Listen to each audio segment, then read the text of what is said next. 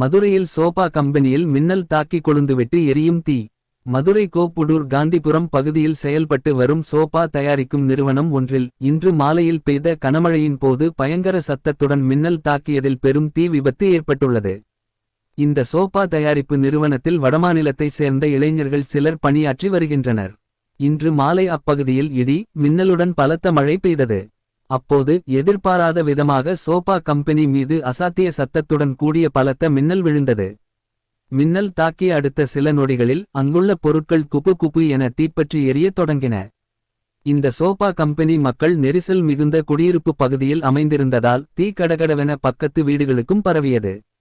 அருகில் இருந்த 5க்கும் மேற்பட்ட குடியிருப்பு வீடுகளில் தீப்பற்றி எரியத் தொடங்கியதால் அப்பகுதியே புகை மண்டலமாக காட்சியளிக்கிறது.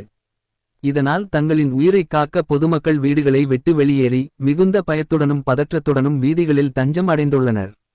விபத்து குறித்து தகவல் அறிந்தவுடன் தல்லாகுளம் தீயணைப்புத் துறையினர் மற்றும் தல்லாகுளம் காவல்துறையினர் சம்பவ இடத்திற்கு விரைந்து வந்தனர்.